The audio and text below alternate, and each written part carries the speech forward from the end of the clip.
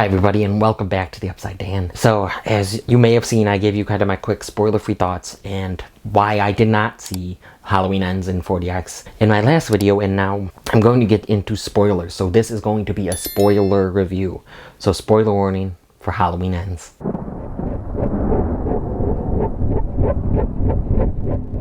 Okay, this movie to me was a mess. Rohan Campbell plays this new character they just introduced in this film named Corey, and I thought he was a total misfire. I think Rohan Campbell's actually a pretty good actor. I did find him creepy at times, and I did find him effective. I think that he would have been a better character in another movie. Like I said, I don't think this should have been a trilogy finisher, a franchise finisher. You know, this is supposed to be the epic conclusion, the finale to the Laurie Strode and Michael Myers saga, and it did not feel like that because they were kind of sidelined, especially Michael Myers. Laurie Strode's in it, of course. She's in it more than Halloween Kills. And of course Michael Myers is, but he's barely in it, and you don't feel his presence that much because they're focusing on Corey Cunningham. And like I said, in another movie, I think that would have been fine.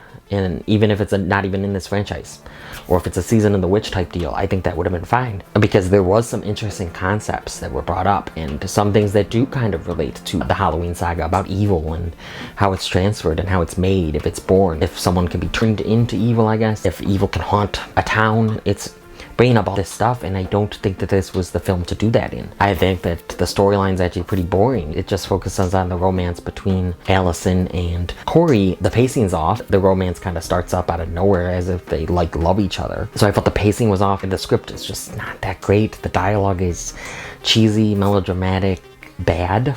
And if I'm noticing bad dialogue, that's an issue, I think, because I'm horrible at noticing bad dialogue. Really weird choices for a finale in a franchise, and it kind of proves to me that they shouldn't have made this a new trilogy. They should have done 1978, 2018 be the sequel, 2018 maybe be the end. But if not that, do Halloween Kills, rename it, maybe it'll be Halloween Ends, and kind of combine Halloween Kills and Halloween Ends. Less of the Corey character, he could still be in there, but I do think a better thing for the Corey character would have been, if they wanted to do that in this trilogy, just introduce him in 2018, and maybe he has smaller parts in 2018, smaller parts in Halloween Kills, kind of foreshadowing some stuff, and building up some stuff and setting up some stuff, and then have Halloween Ends be less about him still, but you know, more with him and Michael Myers and stuff like that. Because in this, Michael Myers was just so weak and an old man, and then they try to do some supernatural thing. I think he was showing Corey his past, the bad thing that he did, and it kind of, you know, adds to how the town just looks at Corey as kind of the new boogeyman. They have to blame someone else. And it was a weird choice that I didn't really understand what was going on.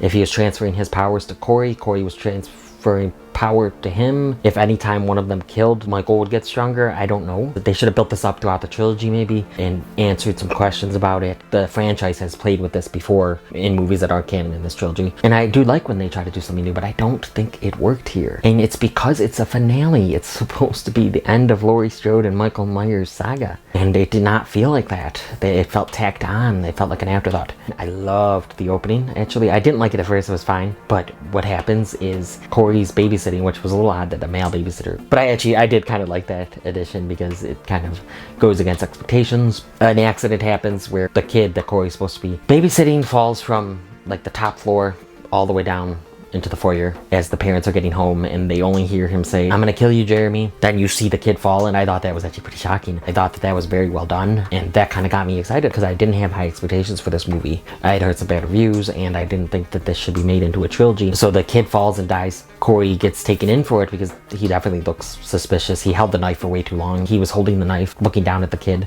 The mom looks up, "What have you done?" He's still holding the knife because he took the knife up because he heard noises and stuff. And Jeremy did this. Jeremy kind of played this prank on him and locked him in the attic. Not saying that Jeremy deserved it. Jeremy is the one that kind of set this up to happen. We kind of go years later. We haven't heard from Michael in 4 years. There's a little bit of dialogue. Narration from Laurie. She's writing her book, which I thought was a cool aspect, that she was writing a book. I liked some of the writing of the book.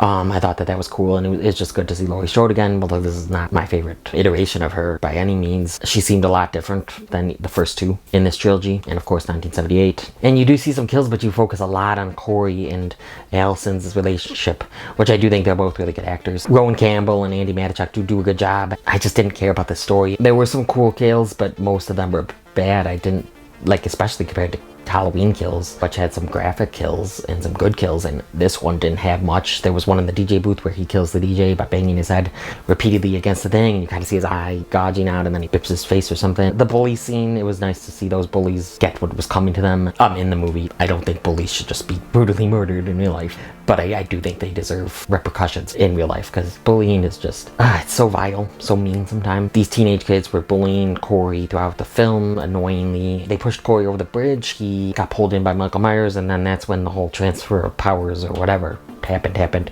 And then there's like some scenes where Michael is working with Corey, I guess, but you don't see Michael much, and then in the end, Corey dies, so it's kind of for nothing. Corey hears Alverson about to come in. He's like, if I can't have her. So he stabs himself. Laurie pulls out the knife, and it looks like Laurie, the one that killed him. Which didn't make sense in some aspects, because he's literally, the mask is right there, the Michael Myers mask. I don't know why Alverson believed that her grandmother killed him.